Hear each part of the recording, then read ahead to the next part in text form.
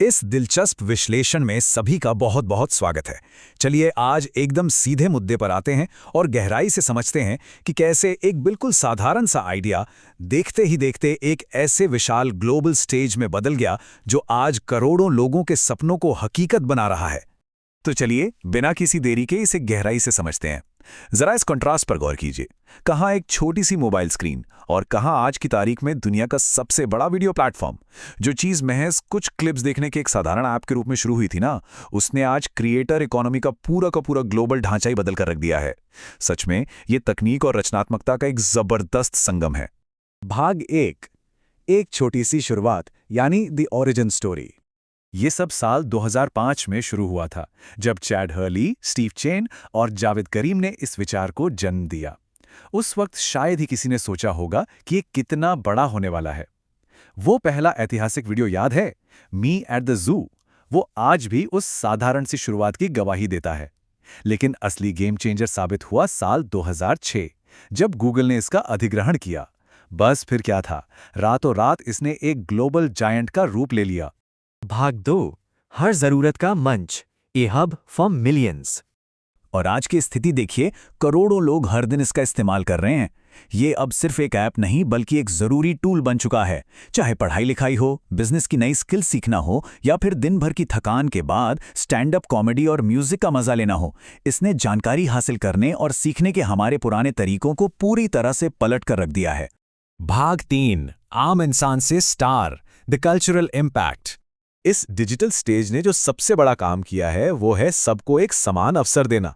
अब सफलता इस बात पर निर्भर नहीं करती कि कोई बड़े शहर में रहता है या उसके पास कितने संसाधन है। अपना टैलेंट दिखाने के लिए अब किसी बड़े स्टूडियो की जरूरत नहीं है। आज के समय में एक छोटे से गांव का व्यक्ति भी सिर्फ अपने हुनर के दम पर पूरी दुनिया में छा सकता है। ये सच में एक बहुत बड़ा सामाजिक बदलाव है। अब यहाँ जो सबसे दिलचस्प बात है वो ये है कि इसने कितनी सारी नई अर्थव्यवस्थाओं को जन्म दिया है। व्लॉगिंग, गेमिंग, टेक, कुकिंग या ट्रैवलिंग, ये चीज़ें अब सिर्फ हॉबी नहीं रह गई हैं। ये अब पूरी की पूरी इंडस्ट्रीज बन चुकी हैं, फुल टाइम करियर बन चुके हैं, जिनके बारे में एक दशक पहले कोई सोच भी नहीं सकता था। आम लोग इन अलग अलग निश में अपना पूरा का पूरा डिजिटल एम्पायर भी खड़ा कर रहे हैं। भाग 4, कमाई और सफलता के नियम, द मैकेनिक्स ऑफ मोनेटाइजेशन। तो चलिए अब बात करते हैं कमाई की। इस क्रिएटर इकोनॉमी में कदम रखने के लिए सबसे पहला और सबसे बड़ा माइलस्टोन है 1000 सब्सक्राइबर्स। ये सिर्फ एक नंबर नहीं है बल्कि मोनेटाइजेशन के लिए अप्लाई करने की पहली सबसे बड़ी शर्त है। ये वो पहली सीढ़ी है जिसे पार करते ही आर्थिक स्वतंत्रता की दिशा में दरवाजे खुलने लगते हैं। और ठीक इसी के साथ जुड़ता है एक और बेहद जरूरी समय पर आधारित लक्ष्य, 4000 घंटे का वॉच टाइम। जब कोई इन दोनों सब्सक्राइबर्स और वॉच टाइम के क्राइटेरिया को पूरा कर लेता है, तब जाकर इस प्लेटफॉर्म की असली कमाई की क्षमता अनलॉक होती है। ये मेहनत और लगन का वो मुकाम है जहां से सब कुछ बदल जाता है। एक बार मोनेटाइजेशन ऑन हो गया तो समझ लीजिए कमाई के कई सारे रास्ते एक साथ खुल जाते हैं। चाहे वो वीडियो पर चलने वाले विज्ञापन हो, बड़े बड़े स्पॉन्सरशिप्स हों, एफिलिएट मार्केटिंग हो या फिर direct brand deals.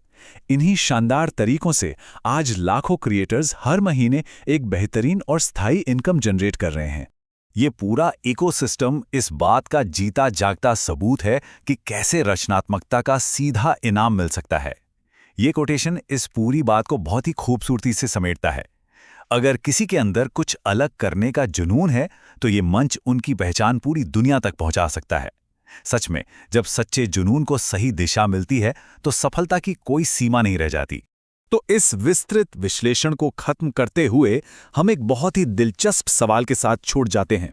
Digital creators की जो अगली पीढ़ी आने वाली है, वो इस ग्लोबल स्टेज पर अपनी कैसी पहचान बनाएगी? अब तक का सफर तो वाकई बेमिसाल रहा है, लेकिन यकीन मानिए भविष्य की संभावनाएं इससे भी कहीं ज्यादा रोमांचक हैं। इस चर्चा में शामिल होने के लिए बहुत बहुत धन्यवाद।